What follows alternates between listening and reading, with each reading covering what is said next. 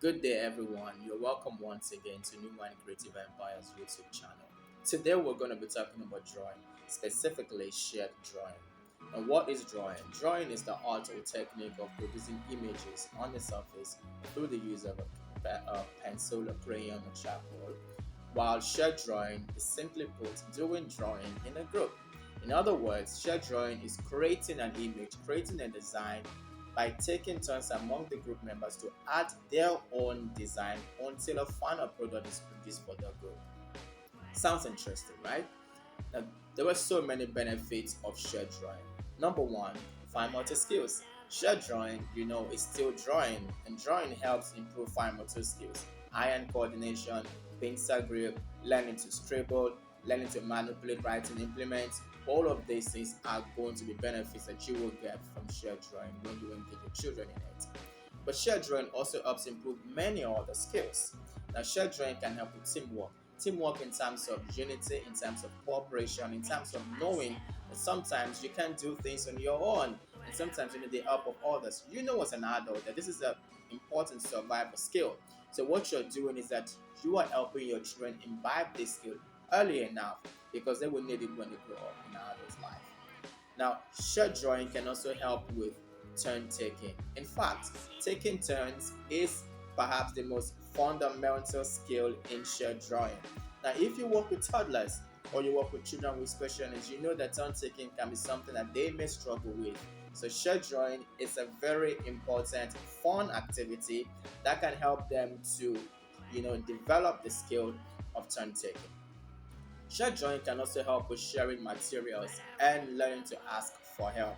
Again, if you work with toddlers or children with special needs, you also know that they may struggle with sharing materials. Now, in shared drawing, because a number of people are working together, children would learn to ask for help when they need it, and of course will learn to share their own materials. Sometimes they need to share crayon, it could be a pencil, it could be an eraser, but they would learn to share materials and to ask for help in shared drawing. Shared drawing can also help improve certain cognitive skills, especially the sense of creativity. They are going to be creating their own design after all. So yes, shared drawing can improve this. Can also help them to improve their problem solving skill.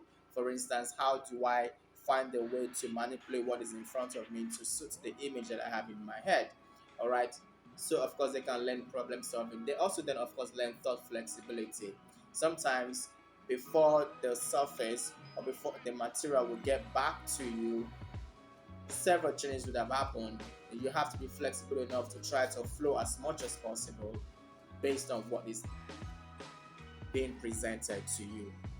Shared drawing can also help children to learn concepts. They will learn concepts like shapes, like colors, like sizes, like objects. A lot of new concepts will be learned when children engage in shared drawing. Shared drawing can also help children develop emotional regulation.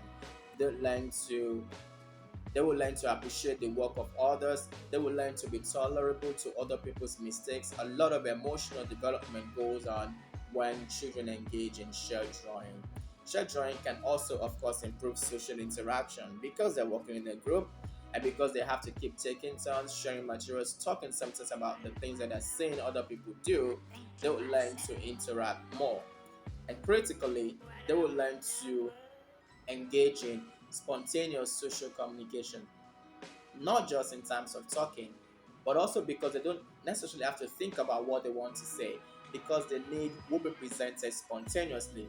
So, particularly for your children with special needs, you know that this is a very important skill in terms of spontaneous communication. Shared drawing is a very useful tool for that.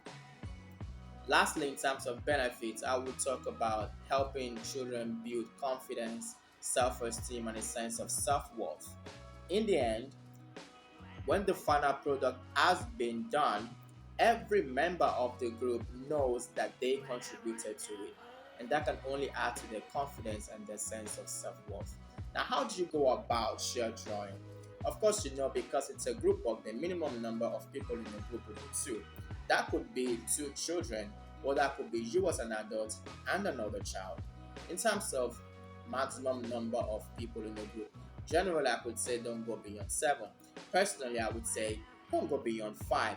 But then the choice of the number of children and adults, if you like, in the group would depend on you and the number of factors that you have to consider. But you just make sure that the number of people in the group is not too large, because if it is, children would have to wait too long for them to have their turn, even though you're trying to build turn taking, right?